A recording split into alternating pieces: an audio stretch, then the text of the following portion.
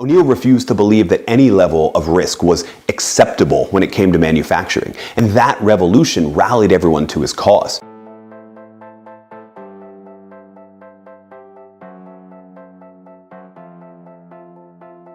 One of my favorite leadership lessons is the story of Paul O'Neill leading the turnaround of the struggling aluminum manufacturing giant Alcoa.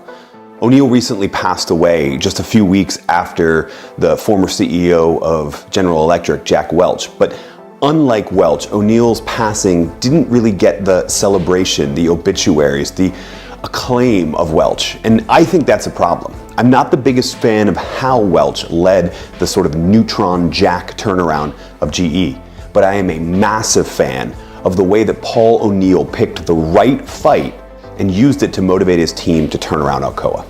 See, O'Neill joined Alcoa in 1987, and his very first speech as CEO, by almost every single account, was a colossal failure. Now, in most publicly traded companies, when a new CEO comes in, one of the first things you do is you schedule a press conference with Wall Street media, with investment analysts. And so that was what O'Neill and his team did. They scheduled the press conference in a hotel ballroom just a few blocks away from Wall Street. And all of the normal business press came there expecting the normal CEO speech. But that's not what O'Neill gave them. Instead, he took the podium and the very first thing he said was, "I'd like to talk to you about worker safety."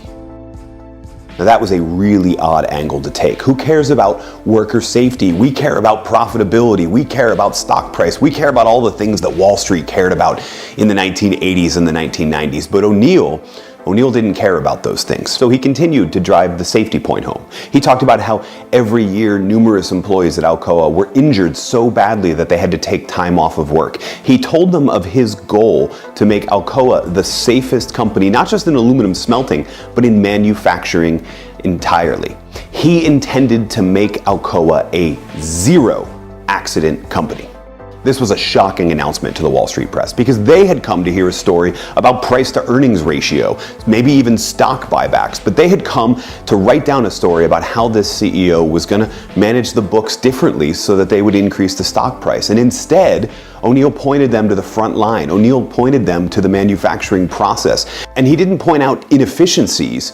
He pointed out risks that they were asking employees of Alcoa to take every single day. And he pointed to them as the enemy. And he said, "I intend to lead the fight against preventable accidents. I intend to fight until Alcoa is the safest manufacturing company in the world." Not knowing how to handle it, not knowing what else to do, numerous people in the press began to raise their hand and ask those traditional questions. They asked about inventories. They asked about price to earnings ratio. And O'Neill squelched all of those questions. In fact, he answered back, "I'm not sure you heard me the first time.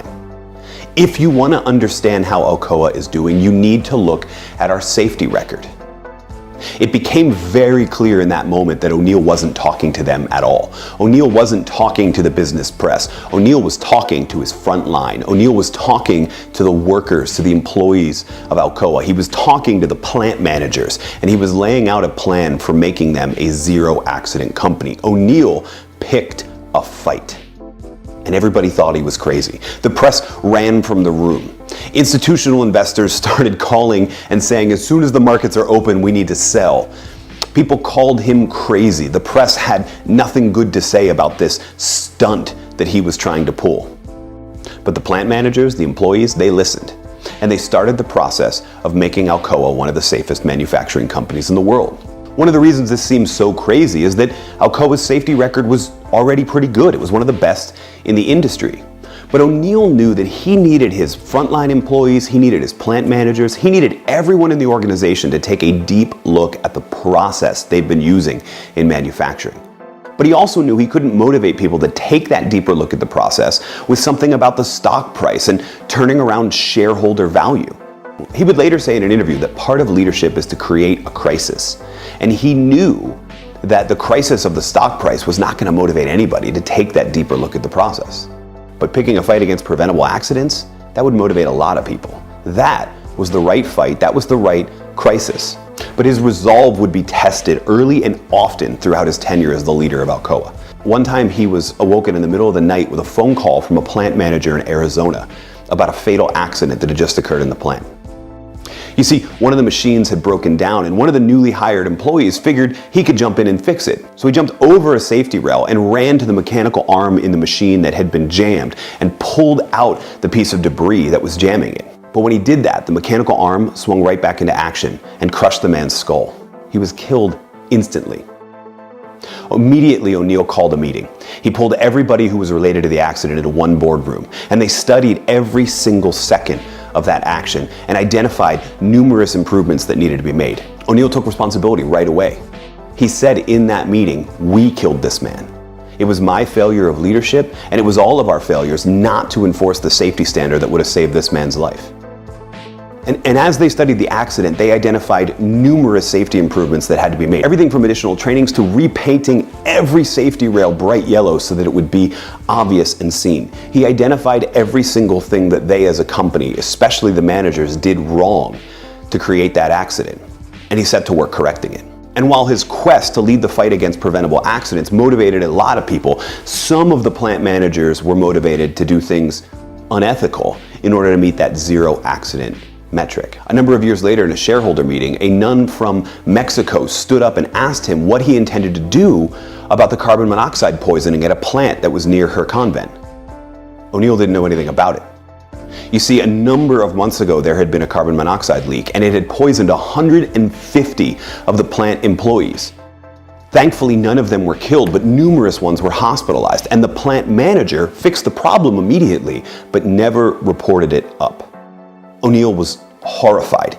He had not heard anything about this accident. In fact, the only reason he found out was that after the convent had heard about the accident, the nuns pulled their money together and purchased shares in Alcoa so that they would have the right to go to that shareholders meeting and raise the issue. But O'Neill took action immediately to correct the problem. He sent down an investigatory team, and within 2 days they had found that yes, the accident happened, yes, it was fixed, and yes, the plant manager had hid it from senior leadership. The man was fired immediately, and people took to heart the idea that O'Neill was serious about leading this fight. Incidents like these would test O'Neill's resolve, and they would test everyone's motivation to stay committed to the fight. But as they did, something amazing started happening. They started winning. They started winning not just to reduce the number of accidents that were happening at plants around the world. They started turning around the stock price. They started increasing revenues. When O'Neill left the company 13 years later, revenue had increased 5-fold. The market valuation of Alcoa had moved from $3 billion to $27 billion.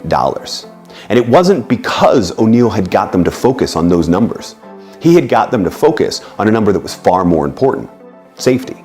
O'Neill knew that people could be recruited to the fight to save the lives of their brothers and sisters on that factory line.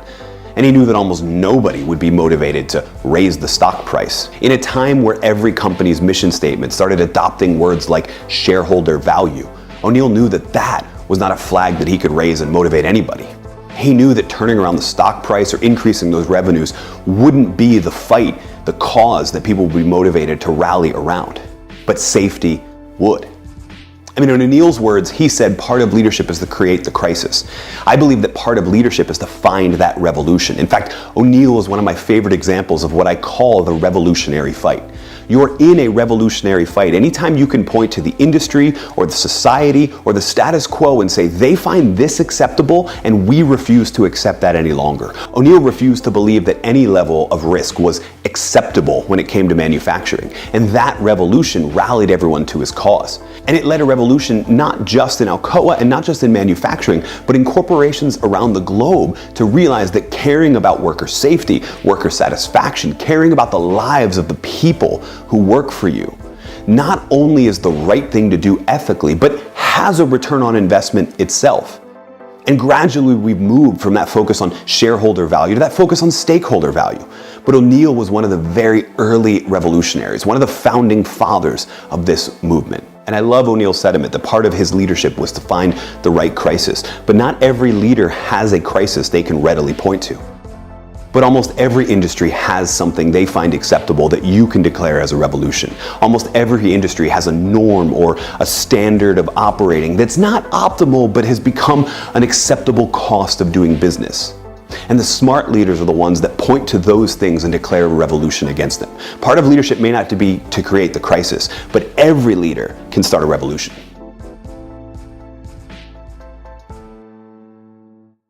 Hey, thanks so much for watching this episode. If you enjoyed it, make sure you subscribe to the channel because we post episodes like this as often as we can. And if you really enjoyed it and you want to go deeper, then check out our totally free course, 3 Days to a More Motivated and Aligned Team. You can sign up for it at davidburkus.com/3days.